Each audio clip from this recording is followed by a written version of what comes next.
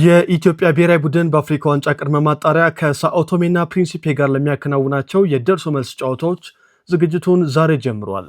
ለብሔራዊ ቡድኑ ጥሪ የተደረገላቸው ተጫዋቾች ሲኤምሲ በሚገኘው ባንክ ሜዳ የመጀመሪያ ልምምዳቸውን አከናውነዋል። በኦማን ሊግ ለአልሸባብ የሚጫወተው ከናን ማርክነህና በሳውዲ አረቢያ ሁለተኛ ሊግ ለአልአረቢያ የሚጫወተው ጋቶች ፓኖን በዋሊያዎቹ የመጀመሪያ ልምምድ ላይ አልተገኙም። የኢትዮጵያ ብሔራዊ ቡድን በ2027 የአፍሪካ ዋንጫ ቅድመ ማጣሪያ ከሳኦ ቶሜና ፕሪንሲፔ ጋር የሚያደርጋቸው የደርሶ መልስ ጨዋታዎች የመጀመሪያው ዙር በሞሮኮ ኤል አብዲ ስታዲየም መጋቢት 18፣ የመልሱ ጨዋታ ደግሞ በድሬዳዋ ኢንተርናሽናል ስታዲየም መጋቢት 22 ይከናወናል። ሪስ ጄምስ በጉዳት ምክንያት እስከ 8 ሳምንታት ከሜዳ ሊርቅ እንደሚችል ተገለጸ። የቼልሲው አምበል ባጋጠመው የሃምስትሪንግ ጉዳት ምክንያት ከክለቡ ጋር ልምምድ አለመስራቱ የታወቀ ሲሆን ጉዳቱ እስከ 2 ወራት ድረስ ከጨዋታ ያርቀዋል ተብሏል።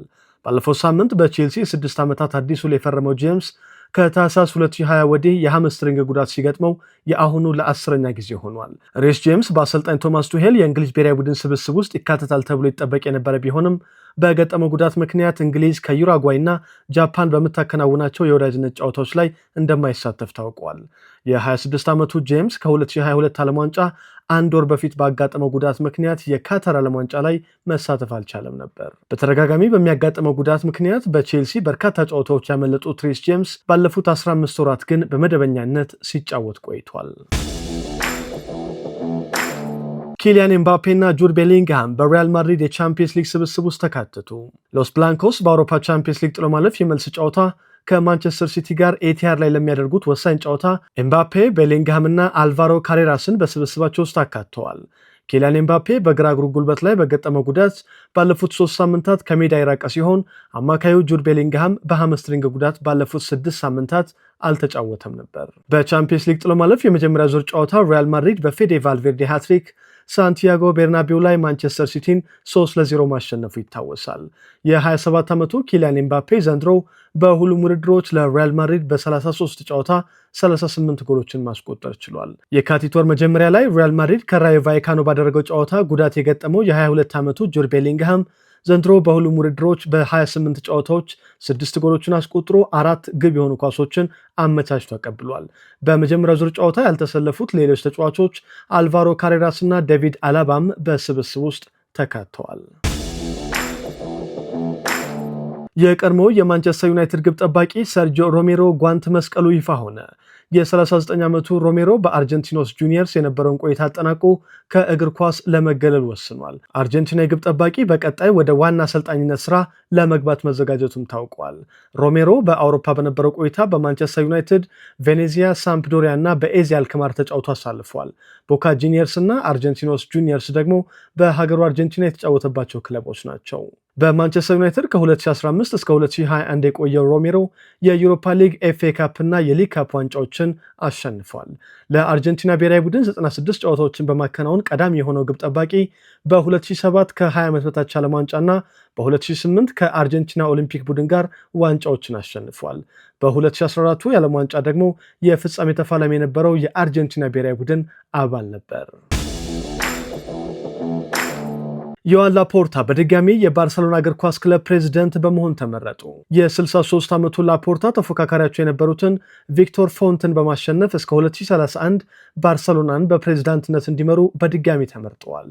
ለፕሬዝዳንትነቱ በተደረገው ምርጫ ከተሰጠው ድምፅ ውስጥ ዮዋን ላፖርታ 69 በመቶን ሲያገኙ ቪክቶር ፎንት 28 በመቶ ድምፅ ተሰጥቷቸዋል። በፕሬዝዳንት ዮዋን ላፖርታ የኃላፊነት ዘመን ባርሰሎና 6 የላሊጋ ዋንጫዎችን ጨምሮ በአጠቃላይ 19 ክብሮችን ማሸነፍ ችሏል። የስፔን ብሔራዊ ቡድን በፊናሊሲማ ጨዋታ ምትክ ከሰርቢያ ጋር እንደሚጫወት ይፋ ሆነ።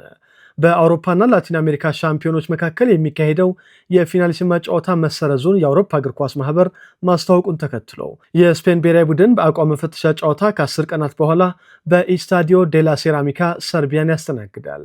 በ2024 የአውሮፓ አሸናፊዋ ስፔን እና በ2024 የኮፓ አሜሪካ ዋንጫ አሸናፊ አርጀንቲና መካከል በካታር ዶሃ መጋቢት 26 ሊካሄድ ፕሮግራም ተይዞለት የነበረው ጨዋታ በመካከለኛው ምስራቅ ባለው የፖለቲካ ሁኔታ ምክንያት ጨዋታውን በሌላ ሀገር ለማካሄድ ታስቦ ነበር። የአውሮፓ እግር ኳስ ማህበር ጨዋታው በሳንቲያጎ ቤርናቢው እንዲካሄድና ለሁለቱም ብሔራዊ ቡድኖች 50-50 እኩል ትኬት እንዲሰጥ ሐሳብ ቢያቀርብም የአርጀንቲና እግር ኳስ ፌዴሬሽን ውድቅ አድርጎታል። ማህበሩ ሁለቱ ብሔራዊ ቡድኖች በየሜዳዎቻቸው የደርሶ መልስ ጨዋታ እንዲያከናውኑ ያቀረበውን ሁለተኛ አማራጭም እግር ኳስ ፌዴሬሽኑ እንዳልተቀበለው አስታውቋል። በመሆኑም የስፔንና አርጀንቲና ጨዋታ እንደማይካሄድና መሰረዙን የአውሮፓ እግር ኳስ ማህበር ትላንት ይፋ ማድረጉ ይታወሳል። ቼልሲ በፈጸመው የፋይናንስ ደንብ ጥሰት ምክንያት የዝውውር እገዳ ተጣለበት። የምዕራብ ለንደኑ ክለብ በሮማን አብራሞቪች የባለቤትነት ዘመን በተጫዋቾች ዝውውር ወቅት በፈጸመው የህግ ጥሰት በፕሪሚየር ሊጉ የ1 ዓመት ገደብ የተጫዋቾች የዝውውር እገዳ ተላልፎበታል። በተጨማሪም የ10 ሚሊዮን ፓውንድ የገንዘብ ቅጣት ተጥሎበታል። ቼልሲ በኤደን ሃዛርድ፣ ራሚሬስ፣ ዴቪድ ሉዊዝ፣ አንድሬ ሾርለ እና ኒማንያ ማቲች ዝውውር ወቅት እውቅና ለሌላቸው ተወካዮች የገንዘብ ክፍያ መፈጸሙ ታውቋል። የ1 ዓመት የገደብ እገዳው ቼልሲ በቀጣይ 2 ዓመታት ተመሳሳይ ጥፋት ከፈጸመ ብቻ ተግባራዊ ይሆናል። በመሆኑም ቼልሲ አሁንም ለዋናው ቡድን ተጫዋቾችን ማዘዋወር ይችላል። ቼልሲ የአካዳሚ ተጫዋቾችን ግን በቀጣዮቹ 9 ወራት ማዘዋወር እንዳይችል እገዳ ተጥሎበታል። ይሄኛው እገዳ ቼልሲ በእንግሊዝ እግር ኳስ ውስጥ ከዚህ ቀደም የተመዘገቡ ታዳጊና ወጣት ተጫዋቾችን ለአካዳሚው ማስፈረም እንዳይችል የሚከለክል እገዳ ነው። የቀድሞው የአርሰናል ተጫዋች አሽሊ ኮል የጣሊያኑ ቼሴና ዋና አሰልጣኝ በመሆን ተሾመ። የ45 ዓመቱ እንግሊዛዊ በጣሊያን ሁለተኛ ዲቪዚዮን ሴሪ ቢ በሚወዳደረው ቼሴና እስከ ውድድር ዓመቱ መጨረሻ የሚቆይ ውል ፈርሟል። ክለቡ ውሉን በአንድ ተጨማሪ ዓመት የማራዘም አማራጭ አለውም ተብሏል። የቀድሞው የአርሰናል ቼልሲና ሮማ የግራ መስመር ተከላካይ በአሰልጣኝነት ዘመኑ የመጀመሪያውን ትልቅ ኃላፊነት ተረክቧል። ቼሴና በጣሊያን ሴሪ ቢ 8ኛ ደረጃ ላይ ይገኛል። አሽሊ ኮል በእንግሊዝ ከ21 ዓመት በታች ብሔራዊ ቡድን የአሰልጣኝ ሊ ካርስሊ ረዳት በመሆን እየሰራ ይገኝ ነበር። የቀድሞ የብራዚል ብሔራዊ ቡድን አሰልጣኝ ቺቼ ከክሩዜሮ ተሰናበቱ። የብራዚሉ ክለብ በሊግ ጨዋታ ከቫስኮ ደጋማ ጋር 3-3 መለያየቱን ተከትሎ በ6 ጨዋታዎች ማሸነፍ ባለመቻላቸው አዴኖር ሊዮናርዶ ባቺ ወይም ቺቼን ማሰናበቱን አስታውቋል። ክሩዜሮ በአዲሱ የብራዚል ሴሪአ ከ6 ጨዋታዎች አንድም ሳያሸንፍ በ3 ነጥብ 19ኛ ደረጃ ላይ ይገኛል። አሰልጣኝ ቺቼ ክሩዜሮ ባለፈው የውድድር ዘመን በብራዚል ሴሪአ 3ኛ ደረጃን ይዞ እንዲጨርስ አድርገውት ነበር። ክሩዜሮ በቺቼ ምትክ በቅርቡ ከፍላሚንጎ የተሰናበተውን አሰልጣኝ ፌሊፔ ሉዊዝን ሊቀጥር መሆኑም ተዘግቧል። የ64 ዓመቱ አዴኖር ሊዮናርዶ ባቺ ወይም ቺቼ በ2022 ዓለም ዋንጫ የብራዚል ብሔራዊ ቡድን አሰልጣኝ ነበሩ።